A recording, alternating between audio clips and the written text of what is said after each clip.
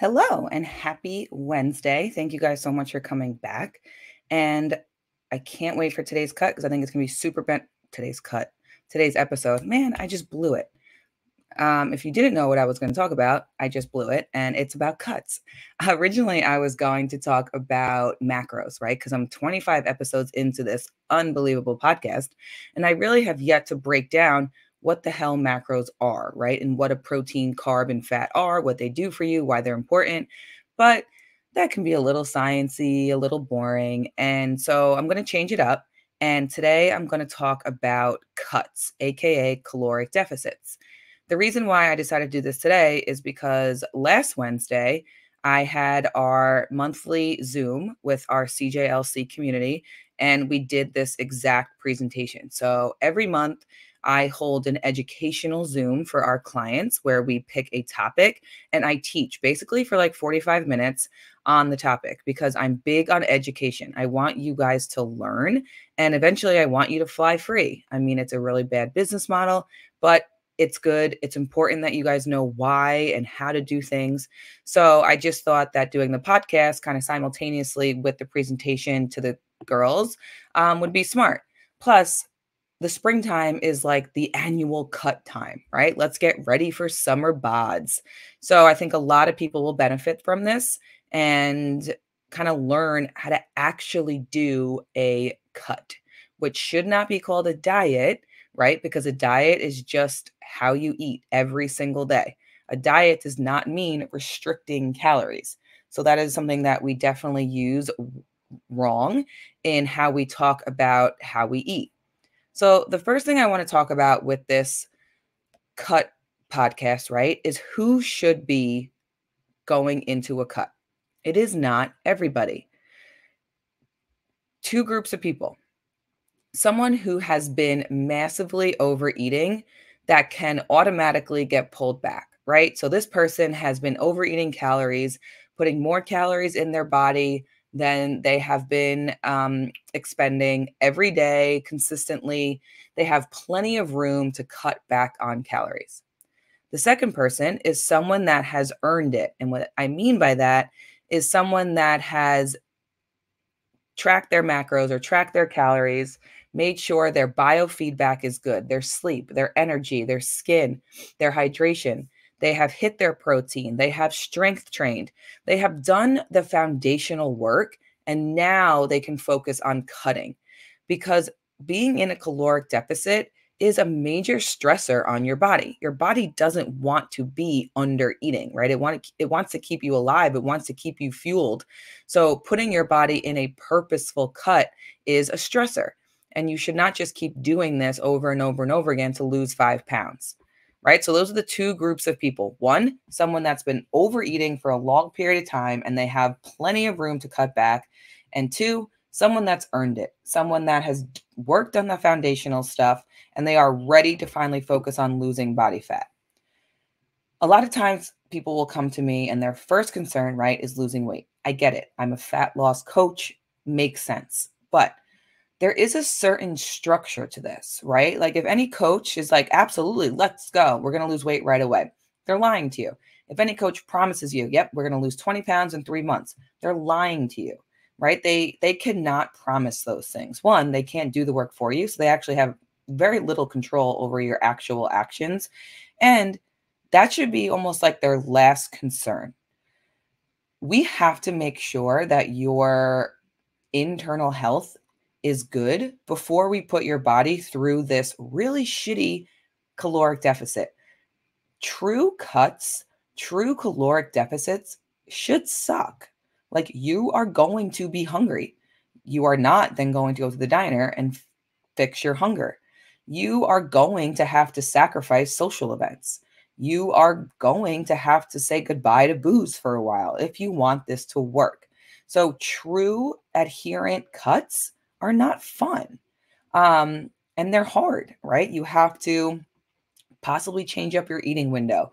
You're going to have lower energy. Your sleep might not be as good, right? So rushing into a cut is never good and people never succeed. If they are not ready and someone lets them do a cut, it's usually a hot mess. They label themselves a failure, when in reality, it wasn't them. They were not ready, right? Imagine giving your 5-year-old a times table. They even call that anymore. A multiplication test, and they obviously didn't do very well. Would you be like, "Oh, you're a failure. You couldn't handle that"?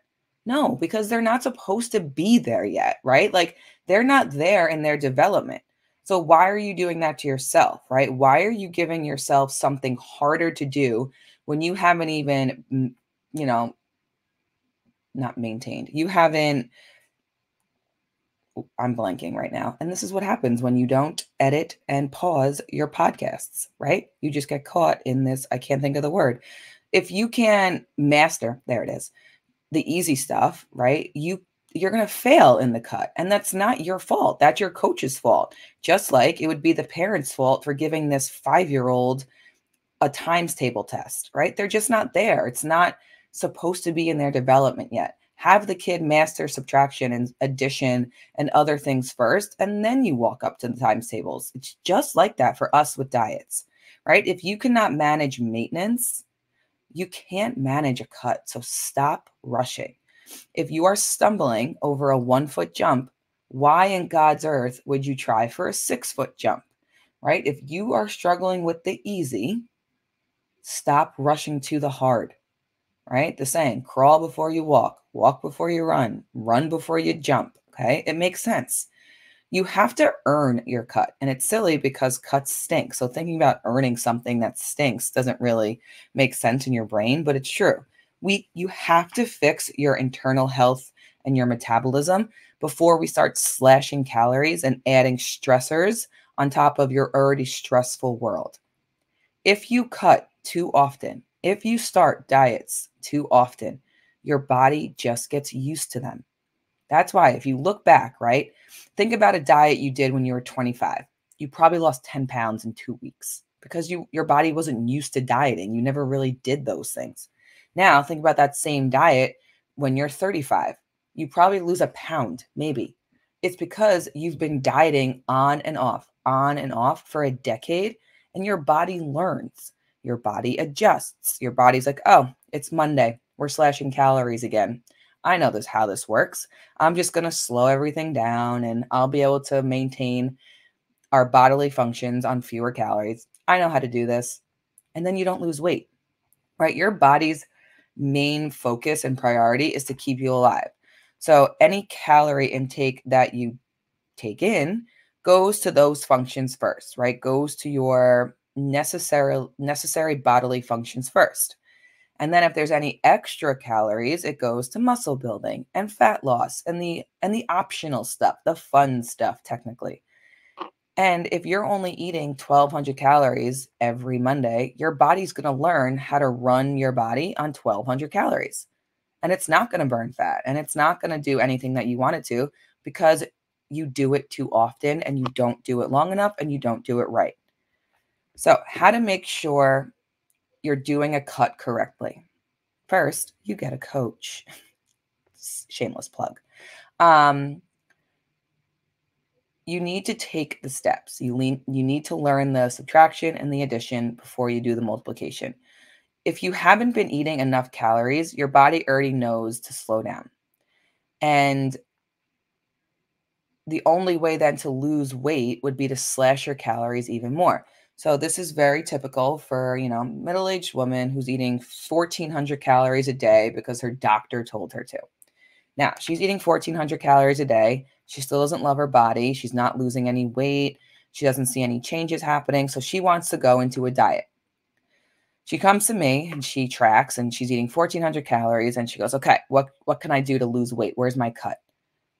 Now, I could put her in a deficit from there and tell her to eat 1,000 calories a day. I should be fired and I almost should be brought up on charges if I do that because that is criminal. No adult, no toddler should be eating 1,000 calories a day. That is very, very low. Now, of course, there are exceptions. Someone who's 4'11", weighs 100 pounds, they might be able to survive on 1,000 calories, or they might have to actually cut that low. But that's not who I'm talking to here. And I doubt if you're looking in the mirror, you're 4'11" and 100 pounds, right? So just lowering and lowering and lowering calories is not the way to go. You are just damaging your internal health. And you guys see it, right? Your hair is brittle, your skin is dull, your energy is just non existent. This is not how we want to live. And to be honest, it probably won't even work that well. So, just slashing calories is not the way to go. Also, most of us are just under muscled, right? You have body fat. That's what you want to get rid of. The weight on the scale is not awful. It's just that you don't like the way you look because you're mostly body fat and you're under muscled. You don't grow muscle in a cut. You lose weight. So you could possibly lose even more muscle. So if you're under muscled and you really want to focus on losing body fat and gaining strength so you can look tighter and more toned, then you need to eat. You actually need to eat more because your body needs to use the calories you take in for your, daily life functions, and then it's going to need a little bit extra to grow that muscle.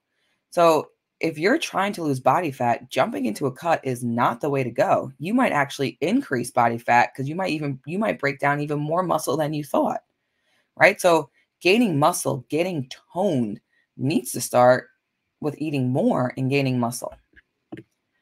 So, what is a cut, right? What is a caloric deficit? It's eating less than you burn. So, I'm 5'3.5". I weigh 150 pounds. I'm pretty muscular. I work out. I 10,000 steps a day. I probably burn 2,300 calories a day around, right? So, if I was to go into a cut, a caloric deficit, I would eat 1,700 calories. That would put me in a 600 calorie deficit, right? So it all depends on how much you burn. Oh my God, my dog, sorry. How much you burn throughout the day. And what makes that up is your height, your weight, your age, your body composition, and all of that. So it depends on the person. Just because Karen down the block is eating 1,100 calories on her diet does not mean you should be. Everyone is different. It's specific. Okay. There are two options on how to put yourself in this caloric deficit. The first one is to cut the amount of food that you're eating. So if I was eating 2,300 calories, I then go to 1,700 calories. Or you can increase your energy expenditure. So if I was burning 2,300 calories a day, I can add in an hour of cardio and burn 2,600 calories a day, but I'm still eating 23. That puts me in a deficit. So there's two options, right? You can cut back the food or you can really bump up the energy expenditure. Most of the time, we cut back the food because we're busy. We have jobs, we have kids, we have things going on. We can't just add another hour of exercise into our day. Maybe you can, good for you, that's awesome. But usually it's easier to cut back on the food. Sometimes we do both, right? If you're a couple of weeks into a cut, you're not seeing a ton of change, or you really want to ramp it up, you cut back the food and you increase the cardio, or you start to play a couple more cards. But this is actually called a caloric deficit, right? A diet is not the right term for this. They usually last between 6 and 12 weeks. 6 weeks for the people that don't really have as much to lose and they just want to go in and get out hard. 12 for most people. They can be longer, they can be shorter. If you have a lot of weight to lose, you can be in them for 4 to 5 months if your biofeedback is okay, right? If you're still feeling okay. The goal is not to lose 3 pounds a week. The goal is not to lose 2 pounds a week. The goal of safe weight loss is a half to a pound a week, right? That's ideal. And I know that's not sexy. And you're like, what the fuck? Like people on Ozempic lose 16 pounds a week. Like I see this woman at work. I come back the next day and I swear she lost 20 pounds. It's absolutely insane. But that's not what we're doing here, right? We're actually taking care of our bodies and we're taking care of our internal health, and we're not going to have really shitty side effects 10 years from now. So yeah, it's not sexy. It takes a while, but it works and it doesn't come back. So Susie on Ozempic, who lost 60 pounds, might gain all 60 back once she's off because her habits didn't change, her lifestyle didn't change. She didn't learn anything besides to shoot herself in the thigh. You, on the other hand, you're going to slowly lose weight by changing your habits, by changing your lifestyle, by changing your self-identity, and you're never going to gain that weight back. It's going to be a forever thing. You're going to lose 5 pounds and never see that 5 pounds again. You're going to lose 15 pounds and never see that 15 pounds again because you have shifted your identity. You haven't just learned to slash calories. The scale is going to go up and down. You are not going to see a completely down-sloped line every single day of your cut. I've never seen it with over the 200 clients that we have taught and coached, nor myself. It is inevitable that the scale is going to bounce up a couple of ounces, go down a pound, bounce up a pound, go down 2 pounds, bounce up a pound, go down 2 pounds, right? It's going to be up and down, peaks, valley, peak, valley. But if you look at it in a month span or a 2-month span, the trend will be going down, and that's what's important. Remember, you don't gain or lose body fat overnight. You have poop in your body. You ate later. Your sodium, your cycle, those things all shift, right? So you're going to bounce up and down. We have to look at the trend. I have a couple of clients in a cut now that they stay the same weight for 5 days. 197, 197, 197, 197, 194.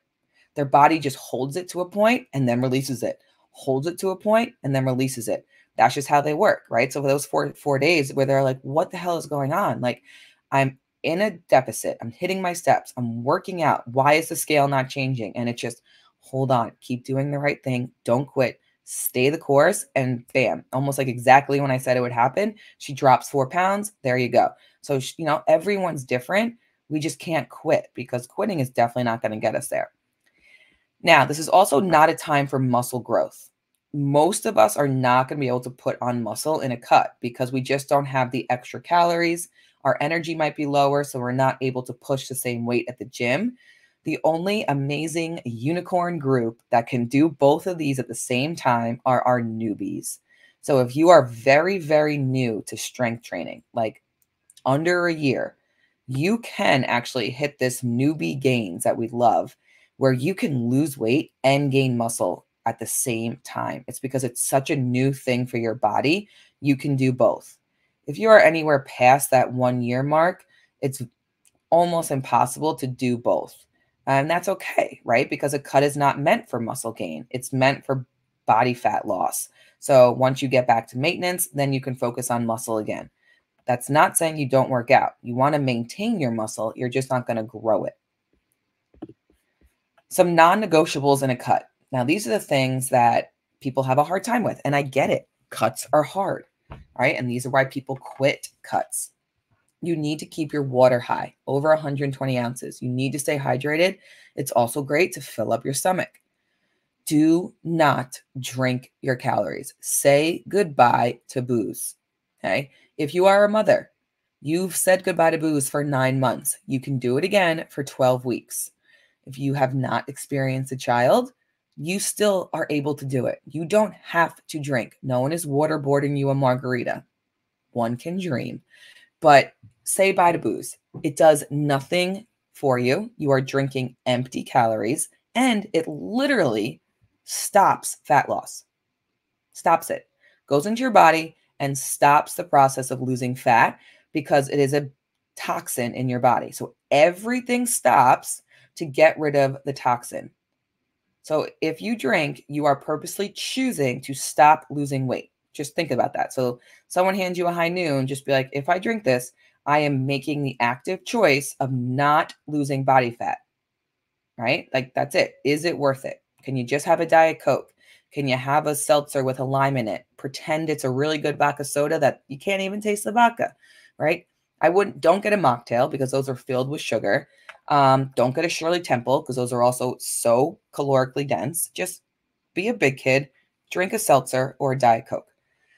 Try not to drink protein shakes. Try not to drink juices or sodas unless they're diet because we want to chew our food. We don't have a lot of food in a cut, so everything we want to make worth it. We don't want to slurp things down in a cut, right? You can drink a protein shake in 14 seconds and there goes 300 calories, right? That would make me cry.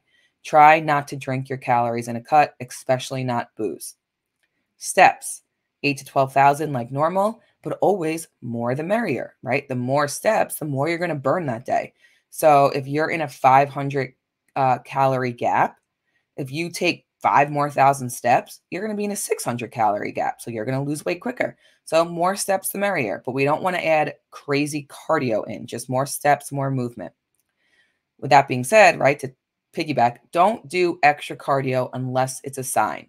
And here is why. And this is something that took me a long time to understand as an athlete/client. If you go into a cut and try and lose weight, and from day one, you add in 45 minutes of cardio 5 times a week, where do you go from there? Let's say 6 weeks goes by and you kind of hit a plateau. You're not losing weight anymore. You're already working out 4 times a week. You are already adding 4 sessions of cardio. Now what? Do we add 6 sessions? Do we add 7? Do we do doubles? Like, how much time do we really have? So if you play all your cards at the beginning of the cut, if you ever hit that mid-cut plateau, you're kind of screwed because you played all your cards. There's nothing sitting in your pocket anymore. You can't add more cardio. You're already doing it. So don't add the extra cardio until the scale starts to really stick and stick longer than a day. If you wake up the same weight 2 days in a row, don't be like, oh, time to add cardio. Give it a second. Okay. This is why a coach is mucho bueno in a cut. It is very important to still strength train, right? We don't want to stop lifting weights. We want to maintain our muscle during this point. We don't want to lose it. So we have to lift. You may not be able to push the same amount of weight because you just don't have as much energy. You don't have as much fuel. It makes sense. You are not going to lose muscle. Okay. It's proven that you can lift like a third of the effort and still maintain the muscle that you have, right? So I lift 4 times a week and I lift hard. If I wanted to just maintain my physique right now, I could probably lift twice a week and be fine. Okay. So, or you can cut your weights like almost in half and just be consistent. Don't do that, but just don't freak out that you're going to lose muscle. You shouldn't if you're following all these steps. Protein has to be your main focus for a lot of reasons. 1, we want to maintain the muscle that we have. 2, it's the most satiating macro. And what I mean by satiating is it keeps you the fullest, longest. So when you're in a point where you have limited food, you obviously want to use that food for all it's worth. You want to feel full for as long as possible because you just don't have as many calories. So protein heavy meals will keep you fuller longer. It'll kind of hopefully not make you feel like you're in such a cut, right? So for most of my clients, I might even up their protein during a cut and really cut their carbs and fats. Meals out and takeout. In a real world, if you're taking this cut seriously, it's 0. You are cooking at home every day. I know that's hard, especially with social events and life, but is this what you want? Do you truly want to lose these 15 pounds? Then you're going to have to sacrifice. You're going to have to make some changes. You're going to have to tell Aunt Karen that you're just going to bring your own food to her barbecue. Or you're going to come to the barbecue and have fun and hang out, but you're going to eat before you go, or you're going to eat after you come home, right? That's not the worst thing in the world. Like, just because you're at your nephew's first birthday doesn't mean you have to eat there, right? Like, there's no rules. There's pretty much no event on this planet that you are forced to eat or drink at. It might be a little sociably uncomfortable, but hopefully the people around you are supporting you in getting healthier. And if they're not, that's a whole nother podcast we need to talk about, because those people you don't need to be around. They're insecure. But you should really not have meals out. And if you're going to, 1 meal a week max, and it shouldn't be at a steakhouse. It should be at like Chipotle where you can kind of track and kind of make it, or a Chick-fil-A where you can log their grilled chicken sandwich. A restaurant that cooks things pretty much however the chef wants to that day behind closed doors with olive oil, even if you ask for it not to be, that's going to send you for a loop. Also, not saying that like there can't be a diet break or a cheat meal here and there, but there has to be sacrifice, right? And if you're not going to sacrifice, then you have to manage your expectations.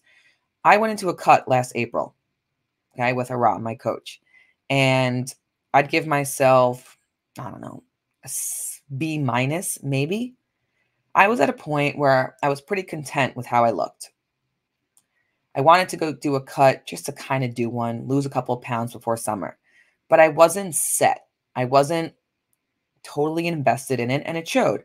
I had some drinks. I did eat out a couple of times. I know how to manage those a little bit better, where like I saved a ton of calories, but I didn't do it good. I was half-assing it, in the sense that, I didn't say no to booze. I didn't say completely no to meals out. And in a 10-week span, I think I lost like 5 pounds, which is okay, but it also came back really fast. Like I'm pretty sure I'm there now. So if you're going to do this, do it right, right? There's no point of doing this at a B minus. I know this is the A minus life podcast, but a cut, you're A plus, right? The cut, you are 99 to 100%. That's why you don't do it often. And that's why you get in and you get out. And also a major one is sleep. You will be starving if you do not sleep well on a cut, right?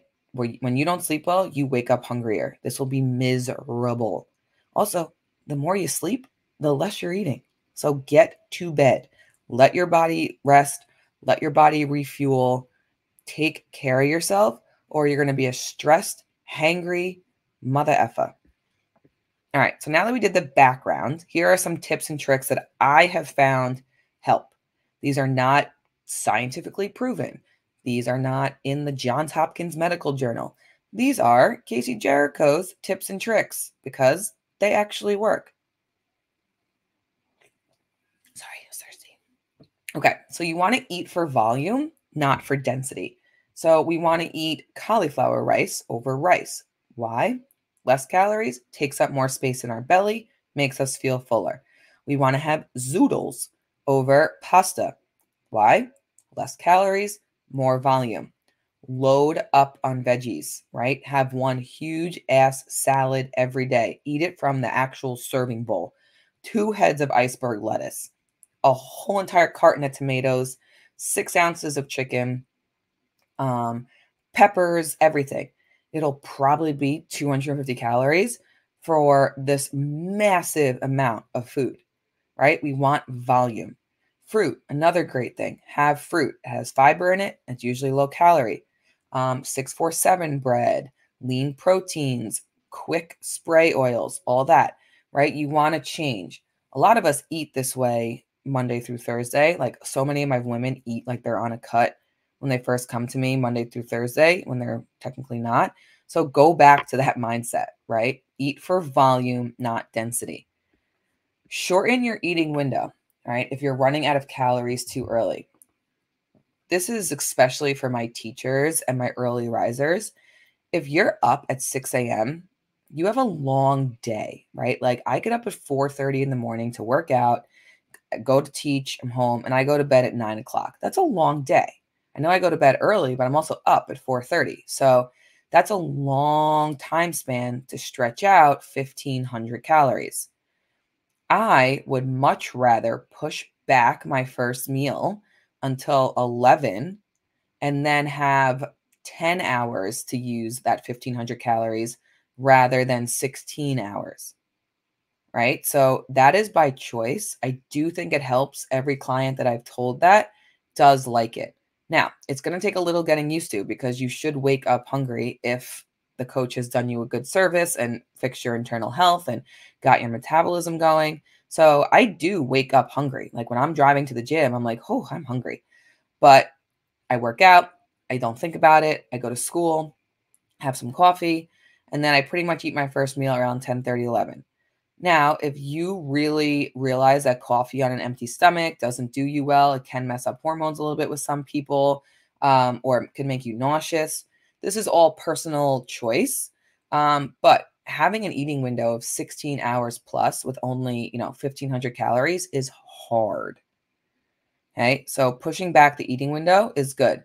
I also suggest if you go to the gym in the morning, if possible, push your gym workout or your workout in general off to the afternoon. Why is this? Because when you work out, you kind of like kickstart your metabolism, right? You put the lighter fluid on the metabolism. So if you're working out at 5 a.m., you're setting that metabolism running fast, right? Right away, because you're usually hungry after you work out. So if I'm working out at 5 a.m., that means I'm going to be real hungry at 6:30. And then I'm going to have 15 more hours of the day to try and stretch those calories out. If I wake up a little bit later, I go to work, and then I go to the gym after, right? My metabolism is not firing as fast as it was if I went to the gym in the morning.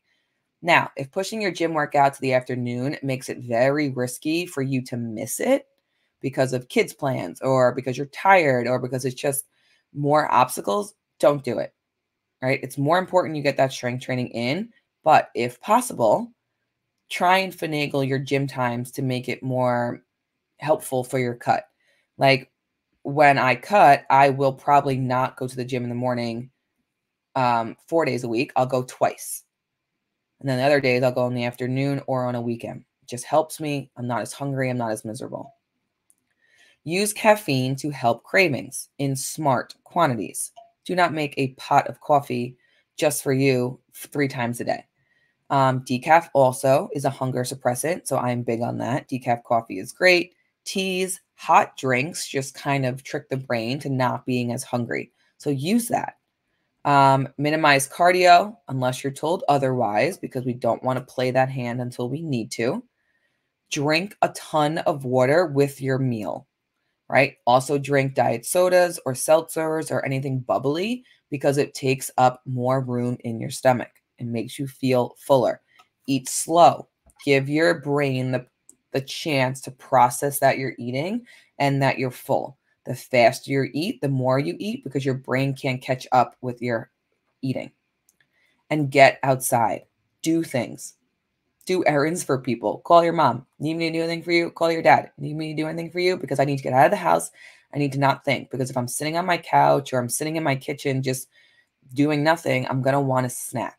So stay busy, get out. That's another time. That's another reason why the spring is a good time for a cut, because you can get outside more and do things. Realize that you're gonna be hungry. You're going to. It's a diet. It's a cut. You're allowed to be hungry. Okay.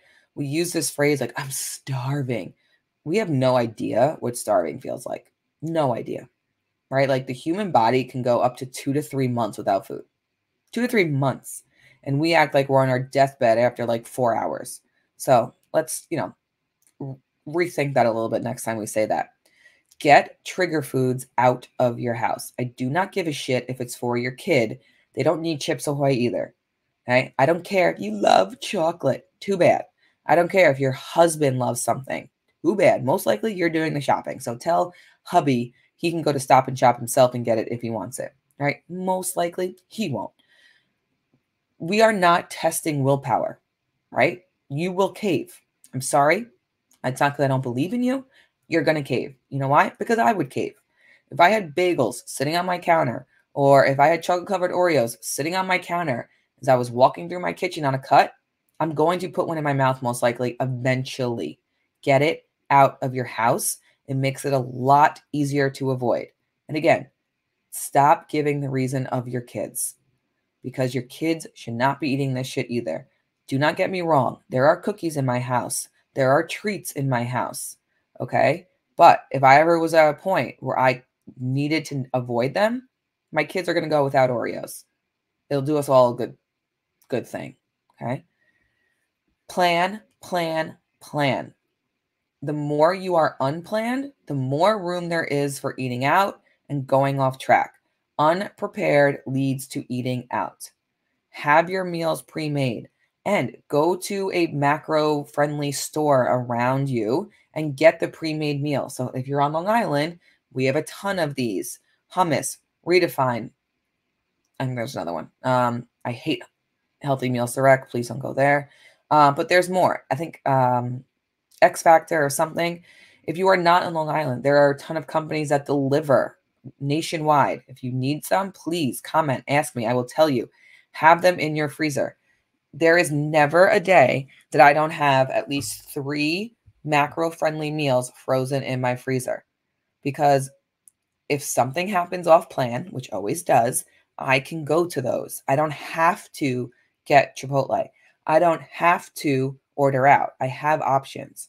right? Also, think of 2 meals that you can make no matter what that are super quick, super macro friendly, that if everything falls apart, you can still make them. My 2 are breakfast for dinner, right? I could always eat an egg white with English muffin, and that's it really, right? A ton of egg whites with eggs and an English muffin. I can make that in 3 minutes. Perfect. I love breakfast for dinner. And the other one is the Costco canned chicken. Take that out, toast an English muffin, cut up some celery. There's chicken salad with a carb. Bingo, bango. I did that for lunch actually today. Took me less than like 60 seconds. So have backup meals so you're not forced to eat out, which I'm saying while I'm rolling my eyes because you're never forced to eat out. Like I just said, you could go 2 to 3 months without eating. So guess what your option is? Don't eat. Take pictures and measurements. Sometimes the scale is going to mess with your head. But if you take pictures and you're like, oh, shoot, like I can see that. If you take measurements and your measurements are lower, that'll help you, right? If your clothes are getting less tight, that'll help you. Do not just rely on the scale. And then remember, you control this. This cut is 100% in your control. The more adherent you are, the more you sacrifice, the more you stick to the guidelines, the quicker and the better it's going to go. The more you bend, the more fun you're like, oh, come on, I'm missing out. The more FOMO you have, the slower it's going to go. You're not going to get the results. You're going to feel like a failure, even though we don't label ourselves that just from one diet. But the more bending you do, the slower it'll happen. The results won't be there. And I bet you're going to regret it because at the end of the day, is one gathering at a bar worth 15 pounds lighter in 2 months? I'm not saying that one time out is going to stop all your fat loss, but if you're constantly making that excuse, like you're missing out, I need to do it, I need to do it, oh man, you're going to get shitty results, right? So if you're committing to this, just do it. It's 12 weeks. It'll go by so fast, right? Like, just remember how a year feels. That's, everyone says, oh my God, can't believe this year's over. Like, oh, just another year. Like a year flies by. 12 weeks will fly by. Okay. Commit to it. Show yourself that you can do something hard. Right. And that is that. So those are my tips and tricks for a cut. 2 biggest takeaways. Do not rush into one. Don't. If you are not ready, don't do it. Don't do the multiplication if you can't do subtraction and addition. Just don't. Okay. I can help. We can take steps. We can create routines. You can lose weight and you can lose inches without slashing your calories. It is absolutely possible, right? 90% of my clients lose inches before they even touch a cut, right? And that's just proper nutrition and moving. So it's not your only option. Okay. And also, big thing, surround yourself with a community during this time. It sucks. It does. So having people to lean on, having people going through it with you is major, right? One, the people around you in your home life, your family, your friends, they're probably not going to be supportive, unfortunately. And it's so sad to say that, but they're going to be the ones being like, come on, live a little, have the beer, have the bagel. You're beautiful the way you are. And as nice as that sounds, they're fucking lying through their teeth. Like, if you're a 5'9" female and you're 260 pounds, like, you're not healthy. So you're beautiful the way you are. Yes, your mind and your soul is beautiful, but you need to get yourself healthy or you're going to have some really bad news later in life. So them telling you that, they're not caring about you. They should be like, awesome. Like, I'm proud of you for this. Like, you're getting yourself healthy. You're going to be around longer. We're going to be friends longer. This is great. So leading into a community, coming into something like CGLC when you want to lose weight is really impactful. And it makes a big difference because you're surrounded by like-minded people that want to do the same thing, that support you when other people sometimes are not so supportive. So dive into that. Don't take this on alone. It's hard. When I do my cut in April, I'm joining my gals, right? Coach and client cut in the same time. I'm going to bitch to them just as much as they bitch to me, but we'll get it done. All right. So I hope you guys have an awesome Wednesday. My birthday is coming up, March 30th. Feel free to send me birthday cards and presents. Just kidding. I'll be the big 35 years old. Holy cow. How did we get here? But have a really awesome day. And if you have any questions about the cut process and about the dieting process in general, like What the heck is maintenance? Like, what did you mean by that? What is a cut? How many weeks between? Or like, what is a bulk? I hear people saying about a bulk. If you have any questions about dieting phases at all, please reach out to me. Like I've said on other podcasts, my social media is not bumping. So if you send me a DM, guess who's going to get back to you pretty quickly? Yours truly. Um, I can answer them all. I can answer them all very quickly because there's not a lot. But we are working on that, right? We're putting it out to the world. So reach out to me, please. I'm here for you. Access. We have PDFs on it. We have recipes for cuts. We have all the resources to help you. And then if you really want to join the community, which you should, let me know if you want some coaching, right? I would love for you to join. We have such an amazing group. You guys have seen our success with the cuts. And this next group going is going to be epic, epic, epic. Just wait for these transformation pictures. I can't wait. I think I'm more excited for these cuts than they are. All right. Have an awesome day. Live a minus 90 to 93%. And most importantly, keep showing up for yourself. Invest in yourself. Peace out.